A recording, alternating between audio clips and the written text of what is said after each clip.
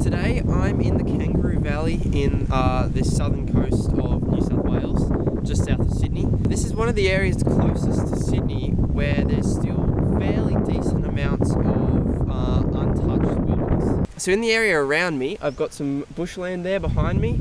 There's some grassland around here behind the camera, and there's also some lakes and ponds.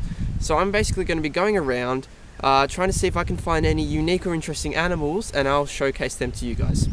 So just a few minutes into my exploration and I found exactly what I was hoping to find here, but I didn't think it was possible because it's such an overcast and dreary day. But have a look at this beauty. Now that right there is a diamond python or a carpet python. Now these guys are fairly common pythons found in Australia. They're non-venomous. They're constrictors, so they kill their prey by grabbing onto it and then wrapping their body around it, and every time their prey inhales, they squeeze a little bit tighter until the prey can't breathe anymore. This is a fairly small one, I think maybe a medium-sized one. They can grow up to 4 meters long.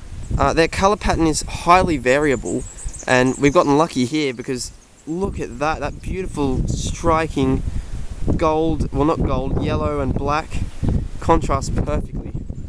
So this guy's just come up here onto this bush to try and kind of get a bit of sun.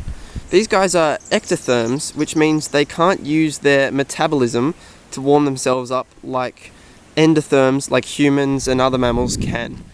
It's also worth noting that even though this guy is non-venomous and I could probably pick him up safely and show him off to the camera, I've had pet snakes in the past, so I know how to handle them. I'm a strong believer in not disturbing wild animals in their natural habitat if I think it'll cause them too much stress. So this guy's aware that I'm here and obviously he's not too happy, so I'm going to leave him be for the moment. I'll come back a bit later and see if he's still around, but we're going to head on and see if I can find anything else.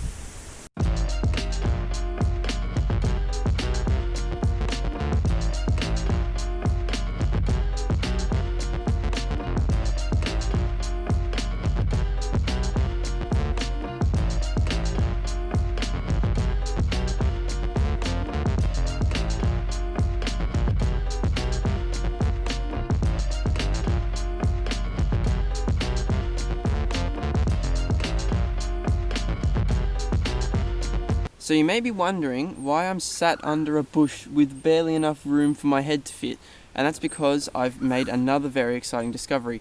Just next to me here on the right is a satin bowerbird bower. Now as the name suggests, bowerbirds are birds which build these bowers. Each different type has its own specialty in terms of the shape of the bower, and some of them actually collect items like this satin bowerbird here.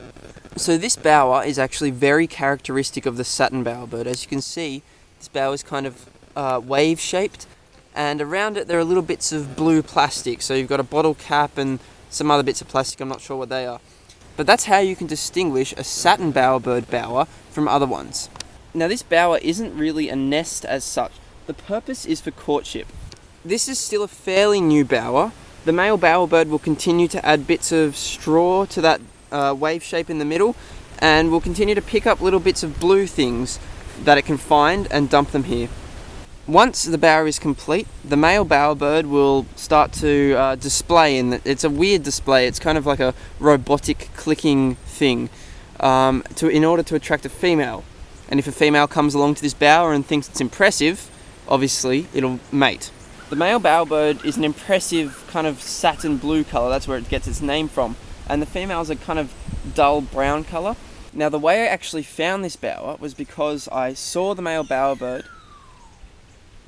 So the way I actually found this bower, you may have been wondering because it's hidden amongst all these trees, is because I actually saw the male bowerbird foraging for sticks and blue things, and I didn't really get that good a video, but I'll put it up now. And I saw him swoop down under here, so I followed him and I saw this. He's built it in quite an awkward spot. As you can see behind me, this is a wombat trail, and there's some wombat droppings there.